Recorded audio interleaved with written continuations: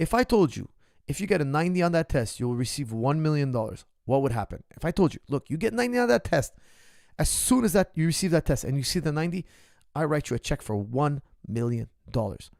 You know that as a fact. If you believe that to be true, what would you do? He goes, well, I would get more than 90. I would study 24 hours a day because I know I'm going to get $1 million. I'll put massive effort in. I go, exactly. That would be your best effort. You gave me $1 million effort. But now I looked at his grade. I won't tell you guys what his grade was. It wasn't, it wasn't horrible, but it wasn't great either. It was kind of like borderline. Let's just call it. I'm like, you could do better than that. No, I did my best. That's, my best. No, that's not your best. That's really not your best. If there was $1 million on the line, you would have done better. So there's more in you. You just don't want to give it. That's the truth. Now, why don't you want to give it? Because you think it's not worth it. Are you sure about that? Are you sure?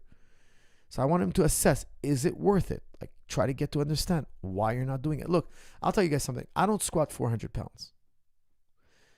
But you know why I don't squat 400 pounds? Because I don't want to squat 400 pounds. There are other things I want more than squatting 400 pounds. Because let me tell you something. I'm in the gym enough, I have plenty of time in the gym to build up a 400 pound squat. Like, think about it. If I went and I squatted 1 or 2 sets a day, or once or 2 sets every other day, for all the years I've been in the gym, I should easily be able to squat 400 pounds. But I didn't do it. Why? Well, I rather know how to kick, punch, knee, wrestle, double leg, snap down. Like, there were so many other things I'd rather do than the squat. But believe me, I had the time and the energy to do the squat. But I realized that having a 400 pound squat wouldn't necessarily make me a better martial artist. So I didn't put so much time and energy in that. So you really got to assess how much time and energy do you want to put in something and why. And if you're not putting time and energy, you got to ask yourself, like, I'm choosing, you got to realize that you're choosing not to put that time. So you're saying you're procrastinating, but I think you're really choosing not to do it. Now, let's say somebody, I don't know, he wants to study, but he's like, oh, put it off. I put it off. He's lazy, starts playing video games. He procrastinates. I think he just doesn't want to study. I don't think he sees the importance of studying. I think if me and you sit down and I convince you how important this test is and how it can alter your life, if I draw a picture in your mind, if I make you understand how this can change your life, you're going to study all on your own. So I really think it's just people make decisions superficially. That's really the problem. You're not really a procrastinator. You're just a shallow thinker. No offense. Okay, no, please don't take that offense to that. I just think you can think about it profoundly. You're just not doing it. I think in your heart of hearts, you don't think it's worth studying. Because if I put a gun to your head and said, hey man, if you don't pass this test tomorrow, this is the end, you would jump and start reading those books. It's just you don't see the benefit. So my job as your person who's trying to motivate you is I'm trying to make you understand what reward stands between you, or what I should say, what reward stands past that obstacle. So obstacle is studying, your studying habit. If you get past that obstacle, if there's a shiny, pearly, sweet enough reward, you'll do it. If the reward is not so attractive, you won't do it. So I really think about how I can motivate you, how I can tempt you, or how I can threaten you too. Because let's say, I don't know, for instance, let's say you're diabetic and your diet's not good.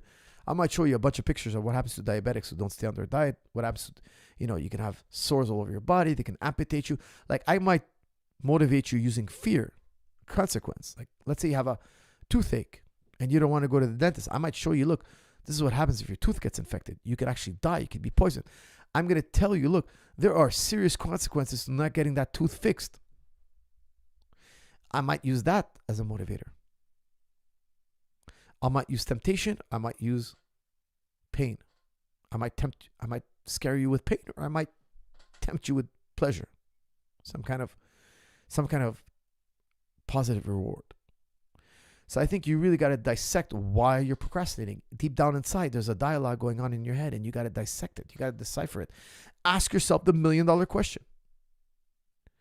If you got this goal done and you got $1 million for it, make it $10 million. If $1 million doesn't get you out of bed, what will? What will? $10 million, $1 billion, whatever it is, whatever sweetens the deal for you. Would you do it if that was at the end of the rainbow? If the answer is yes, well, the truth is you're not really trying your best. You got to ask yourself the $1 million question. You got to give a $1 million effort. Okay, so I made my son think about it. We studied, and today, he had a meeting with his teacher, and his teacher was like really pleased with him. She's like, "Oh wow, you're really improved immediately." And this is what I'm talking about. We did it in 72 hours. He had March break. I spent 3 days with him giving our best effort, a real best effort. He went from not understanding the problem to teaching it to me over and over again. I put him on that track where he was teaching it to me with confidence, and I was trying to trap him with traps and asking. We were doing algebra. By the way, guys, I love algebra. I'm not good at algebra, but I love algebra. I love figuring out algebra. I love it. It's such a cool. I wish I had time to do more math. But it's just a mind blow how intelligent mathematicians are. How they figure it out so much. Like they give you a formula and you're like, what's this formula? Like they have to figure this out. And they give you the formula, but they don't tell you how the formula came to be. But of course, when you go to more advanced mathematics, you get to peek behind the curtain. To me, my personality, I find it mind-boggling. I would love to know. I'd love to know one day, sit down with a mathematician and ask him, how did you come up with this formula? How did they come up with it? What is the story of this formula that I'm looking at?